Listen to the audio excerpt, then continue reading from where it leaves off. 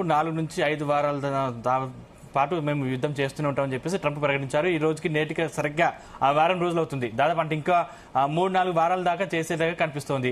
అంటే ఈ పరిస్థితుల్లో చమురు విషయంలో ఖచ్చితంగా మేము ఇంకొక నెల రోజులు మీరు రష్యా ఆయిల్ని వాడుకోండి అని చెప్పేసి అమెరికా అల్టిమేటం జారీ చేయడంపై కొంతమేర నిపుణులు విస్మయం వ్యక్తం చేసిన పరిస్థితి కనిపిస్తోంది. సో ఏం జరుగుతుంది?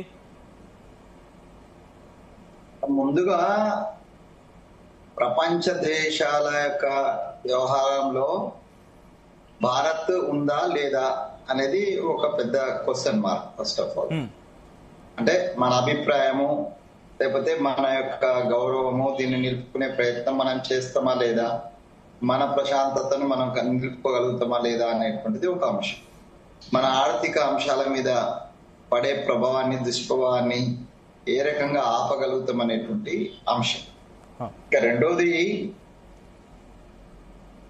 ఒక ప్రపంచ ఉగ్రవాదిగా ఇవాళ ట్రంప్, ఆ ఉగ్రవాద దేశంగా ఇజ్రాయిల్ అంటే దుర్మార్గంగా వ్యవహరిస్తుంటే మనం మన దేశం కావచ్చు, మోడీ గారి వచ్చిన తర్వాత కావచ్చు, నిన్నగాక మొన్న 4 రోజుల క్రితమో 10 రోజుల క్రితమో మోడీ గారు ఒక సందర్భంగా ఉగ్రవాదం ఏ రూపంలో ఉన్నా ఏ దేశం నుంచి ఉన్నా కూడా అది చాలా ప్రమాదకరము, అది సహించరానిది అనేటువంటి విషయాన్ని వారు స్వయంగా చెప్పినటువంటి సందర్భం. సో స్వయంగా ట్రంపే ఒక ఉగ్రవాది అయిపోయి ఇజ్రాయలే ఒక ఉగ్రవాద దేశంగా ప్రపంచంలో యుద్ధ నియమాలు కొన్ని ఉన్నాయి, అంతర్జాతీయ యుద్ధ నియమాలు ఉన్నాయి. ఆ నియమాలన్నింటినీ ఇలా తుంగలో దొక్కినారు. ఏ నియమాన్ని పాటించలేదు, జీరో. భారతదేశం యొక్క ఆహ్వానం మేరకు విశాఖపట్నం వచ్చి వెళ్తున్నటువంటి యుద్ధ నౌక ఏ రకంగానూ యుద్ధంలో పాల్గొనేటువంటి అవకాశం లేనటువంటి ఒక ఇన్నోసెంట్ యుద్ధ నౌకను, ఆ పదం అంటే పరిభాషలో ఉపయోగిస్తారు, దానికి సంబంధం లేదు. ఆ నౌకను మన దేశ సరిహద్దులు మనకు సంబంధించిన జలాలలోనే అమెరికా దుర్మార్గంగా ముంచి వేస్తే, మన ఇంటికి వచ్చిన అతిథి బయటకు పోతున్నప్పుడు చంపేస్తే మనం మాట్లాడకుండా పోవడము అనేటువంటిది మన దౌత్య నీతిలో మన యొక్క వీక్నెస్ గా కనిపిస్తుంది. రెండో విషయం ఏంటంటే, ట్రంప్ చెప్పినట్టే మేము నడుచుకుంటాము అనేటువంటిది భారత ప్రభుత్వం యొక్క విధానం అయితే అది ఎవరేం చేయలేము. ఎందుకంటే వాళ్ళు ఒక నిర్ణయం తీసుకొని, ఎందుకంటే ఒక్కొక్క గవర్నమెంట్, ఒక్కొక్క పార్టీ, ఒక్కొక్క పాలసీ ఉంటది. బట్ ఈ దేశం ఉన్న ప్రతి పౌరుడికి దాన్ని క్వశ్చన్ చేసేటువంటి అధికారం ఉంటది, హక్కు ఉంటది. దాన్ని భారతదేశం మీద కోపంగా చూడకూడదు.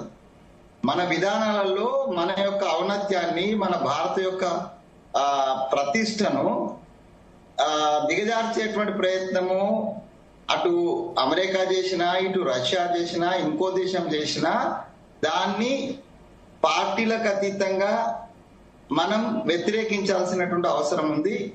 ఆ దృష్టినే ఇవాళ మిగతా వాళ్ళు కూడా భారత్ అమెరికా చేస్తున్న దౌత్యాన్ని క్వశ్చన్ చేయాల్సిన అవసరం ఉందని, ఒకనాటి అలీన దేశాల యొక్క నాయకత్వం వహించిన ఈ దేశము ఒక ఆల్టర్నేట్ ఫోర్స్, రెండు అగ్రరాజ్యాల ఫోర్స్ కు ఒక ఆల్టర్నేట్ ఫోర్స్ గా, అలీన దేశాల యొక్క ఫోర్స్ గా నిలబడ్డటువంటి ఈ దేశం ఇవాళ ఎవరికో తలవంచాల్సినటువంటి అవసరం లేదు అనేటువంటిది చాలా స్పష్టం.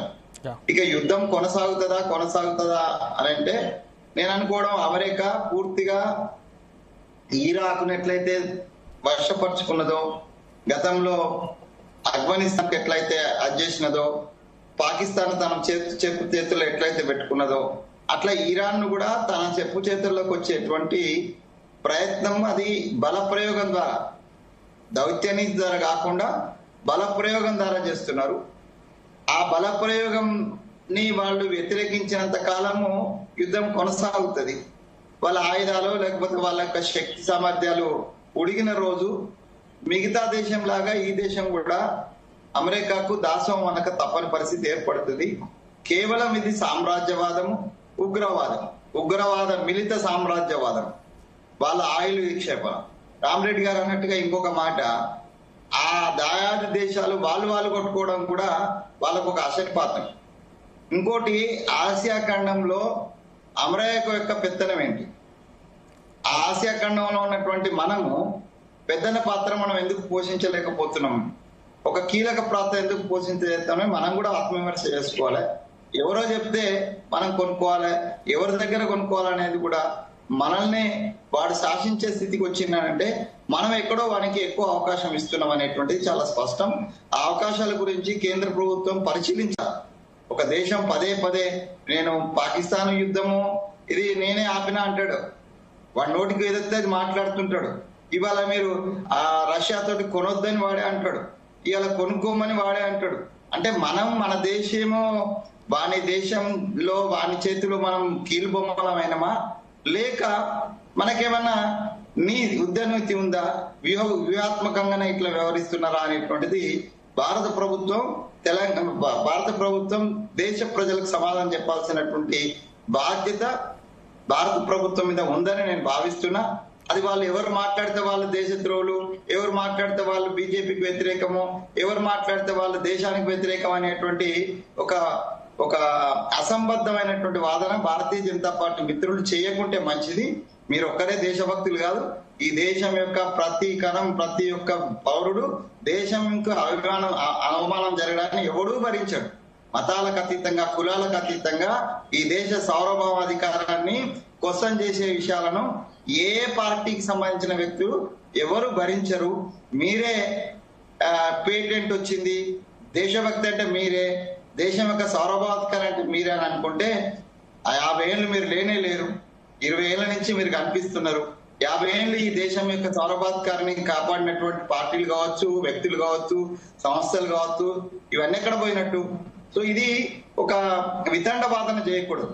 దయచేసి దేశం యొక్క సార్వభౌమాధికారాన్ని కాపాడడంలో పార్టీలను, ఎజెండాలను చూసుకోకుండా భారతీయులందరం ఒకటే, భారతదేశం యొక్క ఔన్నత్యాన్ని దెబ్బతీసేటువంటి ఏ విషయాన్నైనా కూడా ముక్త కంఠంతో మనం ఎదుర్కోవాలనేటువంటి దృక్పథం భారతీయ జనతా పార్టీ మిత్రులకు కూడా ఉంటే డెఫినెట్ గా అది బాగుంటదని నేను వారిని ఇప్పుడు మనం డిమాండ్ చేస్తే వాళ్ళు ఒప్పుకోరండి. డిమాండ్ అంటే మనకు ఇబ్బందులు వస్తాయి. మేము అర్థిస్తున్నాం, దేశ పౌరుడిగా, దేశానికి సంక్షేమం కోరే వ్యక్తులుగా, పార్టీగా అయినా కావచ్చు, లేకపోతే పౌరుడిగా అయినా కావచ్చు. నేను ఈ కేంద్ర ప్రభుత్వాన్ని దయచేసి మన అంతర్జాతీయ స్థాయిలో మనం మౌనంగా ఉండడం, ఇందాక అన్నట్టుగా మౌనం అర్ధాంగీకారం కాకుండా మన పాలసీ ఏందో, అమెరికా ఏమనుకుంటదో అనేటువంటిది అవసరం లేదు. అమెరికా ఏమనుకున్నా పర్వాలేదు. గతంలో కూడా అమెరికాను దబాయించినప్పుడు, అమెరికా మనల్ని దబాయించినప్పుడు నువ్వేమన్నా చేసుకోరవే మాది మేము, ఎందుకంటే అన్ని వనరులు, అన్ని రకాల శక్తియుక్తులు ఉన్నటువంటిది భారత్. అట్లాంటి భారత్ను ఎవడో బెదిరిస్తే మనం ఎవడో నాటకం అంటే వాడికి we are not suppose to act అంటే వాళ్ళ తాళాలకు మనం నాట్యం చేయాల్సినంత అవసరం లేదు. మనకు ఒక అస్తిత్వం ఉంది, మనకు ఒక స్థిరత్వం ఉన్నది, మన ఆర్థిక వ్యవస్థను కూడా మనం నిలుపుకోగలిగేటువంటి అవకాశం ఉంది. అది నిలుపుకున్నటువంటి సందర్భాలు ఉన్నాయి. కాబట్టి ఇంతకుముందు యుద్ధాలు జరిగినాయి, ఇంతకుముందు ప్రధానులు ఉన్నారు.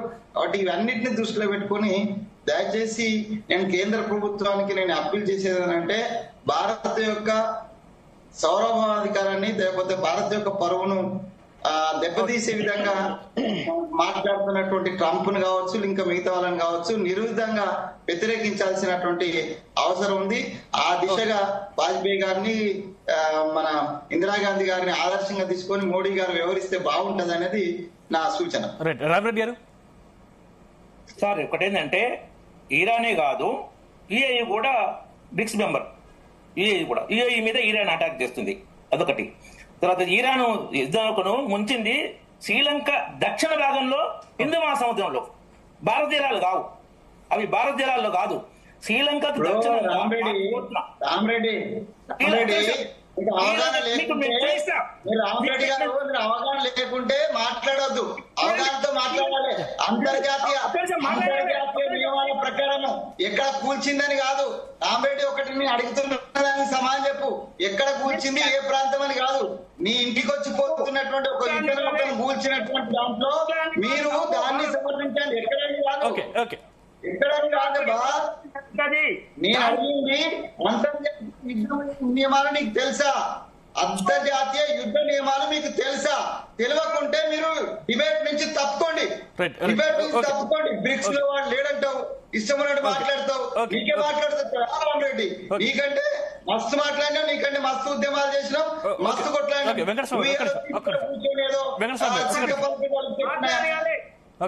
ఏం మాట్లాడుతున్నావు? ఏం మాట్లాడుతున్నావు? వెంకటస్వామి గారు ఒక్క ఏం మాట్లాడుతున్నావు సార్?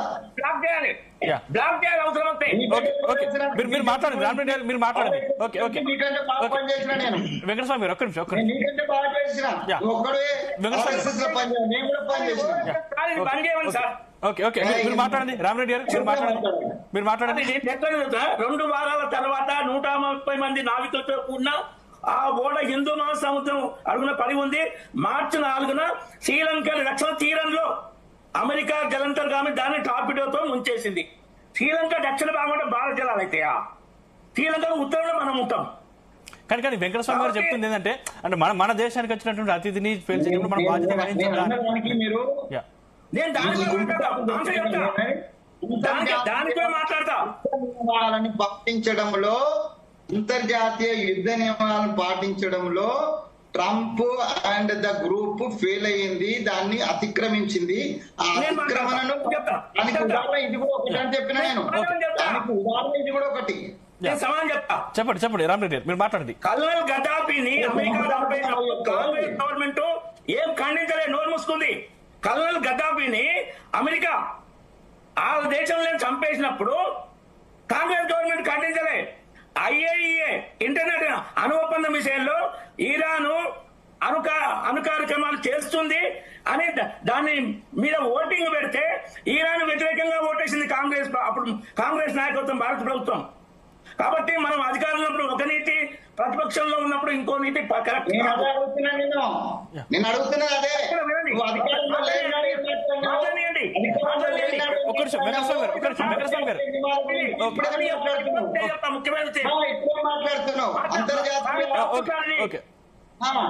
మీరు మీకు అదే క్వశ్చన్ వేస్తున్నా. మీరు అధికారంలో లేని రోజు ఈ అంశాల విషయంలో మీరు మాట్లాడింది ఒకసారి పునరాలోచన చేసుకోండి. ఓకే రామ్ రెడ్డి ఒక్క నిమిషం, ఒకటే పాయింట్. పోఖ్రాన్ టెస్ట్ 1975 లో ఇందిరాగాంధీ చేస్తే జనసంఘ్ మేము స్వాగతించాం. మనకి అణ్వాయుధం మనకు కూడా కావాలని. 2వ టెస్ట్ వాజ్పేయి గారు చేస్తే కాంగ్రెస్ విమర్శించింది. ఇది ద్వంద్వనీతి మనకి రాదు.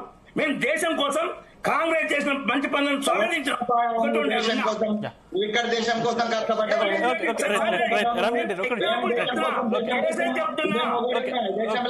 ఏం మాట్లాడుతున్నావు? బాగా మాట్లాడుతున్నావు.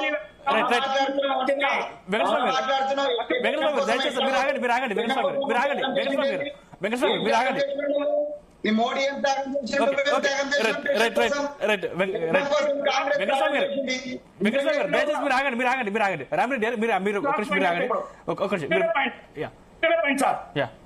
చైనా యుద్ధంలో నెహ్రూ ప్రైమ్ మినిస్టర్ మనం ఘోరంగా ఓడిపోయినా కానీ భారతదేశం అమ్మేసాన్ని జనసంఘ అనలే.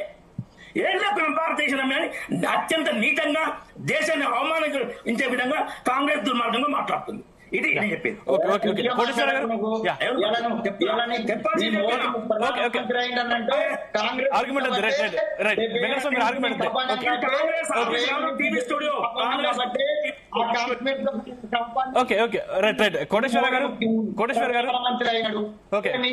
బీజేపీ అధికారంకి వచ్చింది, కాంగ్రెస్ లేకపోతే నీ మోడీ ఎక్కడ ఉన్నాడు?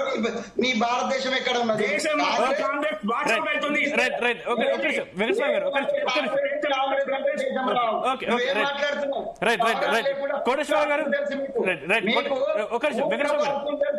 మూర్ఖపు అరసులు తెలుసు. నేను కూడా మాట్లాడినా. వెంకటస్వామి గారు మనం మిగతా వాళ్ళకి అవకాశం ఇద్దాం. వెంకటస్వామి గారు మిగతా వాళ్ళకి అవకాశం. ఓకే ఓకే కోటేశ్వర గారు ఓకే ఓకే ఒకటి సార్ మీరు ఆగండి, దయచేసి మీరు ఆగండి. రైట్ కోటేశ్వర గారు. ఇప్పుడు రామరెడ్డి గారు పచ్చి అబద్ధాలు చెప్తున్నారు. అబద్ధాలు మానుకోవాలి. అబద్ధాలు ఎక్కువ కాలం చెల్లవు. పోఖ్రాన్ అణు పరీక్షను కాంగ్రెస్ పార్టీ వ్యతిరేకించలేదు. కొంతమంది